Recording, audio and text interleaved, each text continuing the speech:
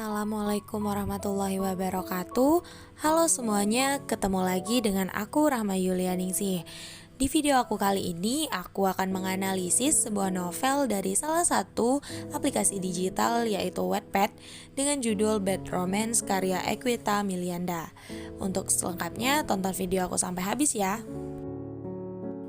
Novel ini menceritakan lika-liku kehidupan percintaan anak SMA seperti novel dengan genre teen fiction kebanyakan.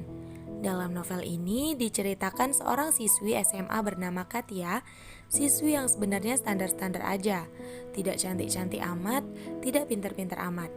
Katia ini punya hobi ngerusuhin dan ngegagalin hobi bully dan hobi berantem sekaligus malah milik seorang cowok yang namanya Nathan.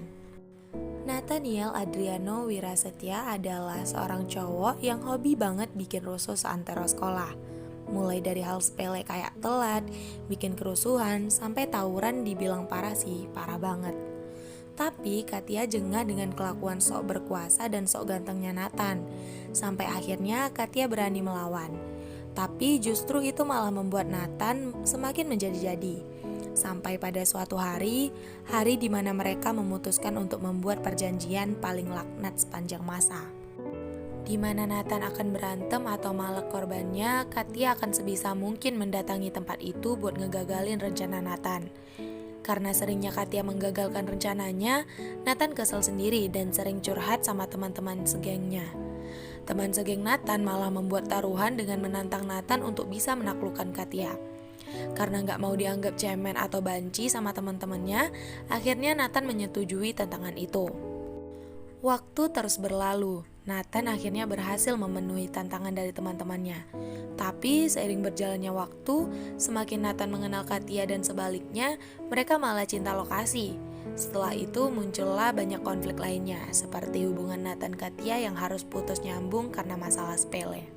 Nah, tema yang terkandung dalam novel Bad Romance karya Equita Milianda ini adalah kehidupan remaja masa kini, yaitu kehidupan percintaan. Sebuah keyakinan terhadap janji kekasih untuk bertemu kembali setelah melakukan suatu perjalanan mengenai pekerjaannya. Alur yang digunakan pada novel ini adalah alur campuran. Maksudnya di sini adalah gabungan dari alur maju dan alur mundur pada cerita novel ini.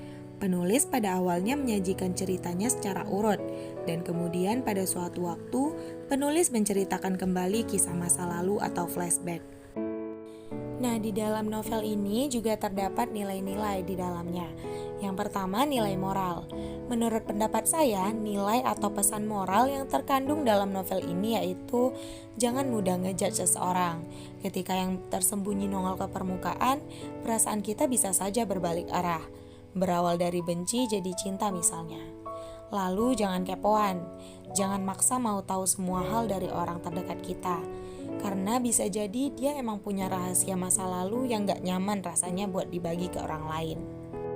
Yang kedua, nilai sosial. Menurut pendapat saya tentang nilai sosial yang terdapat dalam novel ini bisa dilihat pada kepedulian dan solidaritas antar sesama teman saat teman membutuhkan setiap orang saling mengisi dan menolong. Dan yang ketiga, nilai budaya. Menurut pendapat saya, nilai budaya yang terkandung dalam novel ini bisa dibilang kurang baik karena isi novel tersebut menceritakan tentang budaya pelajar masa sekarang yang sering tawuran, entah itu karena konflik sosial atau masalah lainnya. Oke, selanjutnya kita masuk kelebihan dan kekurangan dari novel ini.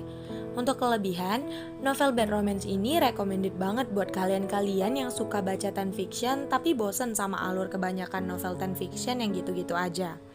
Kisah anak SMA memang paling diminati di kalangan pembaca, karena mungkin semua umur bisa membacanya, termasuk Bad Romance ini. Menurut saya, novel ini sangat cocok untuk dibaca oleh remaja yang di dalamnya menceritakan tentang percintaan anak SMA. Tapi tidak juga soal percintaan, ini juga tentang keluarga dan persahabatan. Nah, untuk kekurangan sendiri dari novel ini itu adalah beberapa bagian yang diubah dari versi Wattpad-nya. Dari segi bahasanya banyak kata-kata kasar atau tidak baik yang seharusnya tidak diucapkan, tetapi tidak masalah menurut saya karena lucu dan pas banget sama suasananya, ceritanya atau hanya sebagai lelucon saja. Mungkin segitu dulu pembahasan kita untuk kali ini. Terima kasih buat yang udah nonton sampai akhir. Sampai jumpa di video aku selanjutnya. Wassalamualaikum warahmatullahi wabarakatuh.